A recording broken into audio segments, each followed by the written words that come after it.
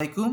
আপনাদের সবাইকে স্বাগত জানাচ্ছি ফয়সালের নাম উইথ বাংলাদেশ ক্রিকেট ইউটিউব চ্যানেলে। আজকে আমি আলোচনা করব আগামীকালকের বাংলাদেশ বনাম জিম্বাবুয়ে ম্যাচ নিয়ে। তার আগে গত ম্যাচে বাংলাদেশের যে ব্যাটিং ব্যর্থতা ছিল সেটা নিয়ে একটু কথা বলতে চাই। বাংলাদেশি ব্যাটসম্যানদের বাউন্সি এবং সুইঙ্গিং উইকেটে খেলার যে দুর্বলতা এবং অনভ্যস্ততা তাই প্রকাশ পেয়েছে প্রথম ওয়ানডেতে। অনেক বল তারা off stump outside the off stump ball chase করতে যে আউট হয়েছে, অনেক বল আপার কাট করতে যে থার্ড ম্যানে পাঠিয়ে দিয়েছে।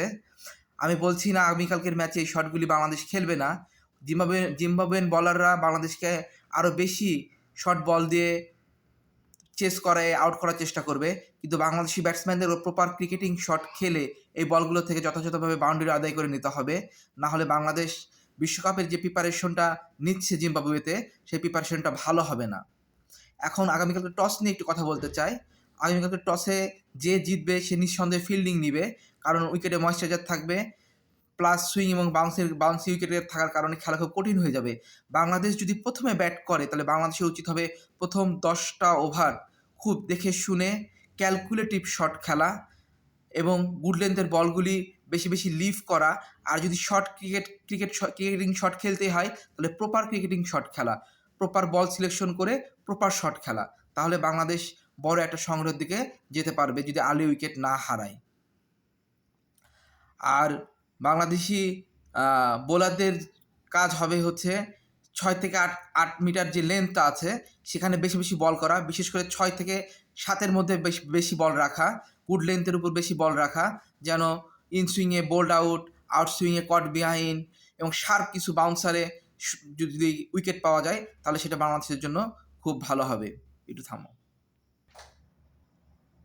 বাংলাদেশ যদি দুর্ভাগ্যবশত আগে ব্যাটিং করে তাহলে বাংলাদেশের উচিত হবে 280 মিনিমাম করা এবং 300-র দিকে যাওয়া, কারণ বিশ্বকাপ সামনে রেখে বাংলাদেশের এই প্রিপারেশনটা খুবই গুরুত্বপূর্ণ যে একটা কঠিন উইকেটেও বড় রান সংগ্রহ করার সক্ষমতা যে বাংলাদেশের আছে তা কালকে প্রমাণ করতে হবে।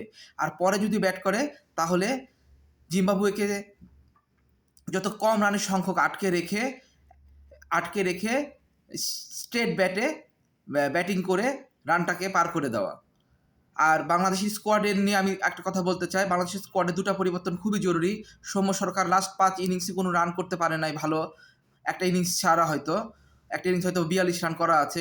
সৌম্য সরকারকে তাই অফ করে দিয়ে লিটন কুমার দাসকে ওপেনার হিসেবে যদি তানজিদ তামিমের সাথে নেওয়া যায় তাহলে রাইট হ্যান্ড এবং লেফট হ্যান্ড কম্বিনেশন থাকবে, সেটা বাংলাদেশের জন্য ভালো হবে। আর বাংলাদেশকে জেনুইন 4টা ফাস্ট বোলার খেলাতে হবে। রিশাদ হোসেন যেহেতু এই ধরনের উইকেটে ভালো ব্যাটিং করতে পারবে না, এ ধরনের উইকেটে যে রিশাদ হোসেন যেহেতু অভ্যস্ত না, তার রিশাদের জায়গায় শরীফুল ইসলামকে যদি খেলানো যায় তাহলে 4টা জেনুইন পেসার থাকবে এবং বাংলাদেশ ভালো একটা রেজাল্ট পাবে। আমি আশা করি বাংলাদেশ কালকে ম্যাচ জিতবে এবং সিরিজে 1-1 সমতায় নিয়ে আসবে।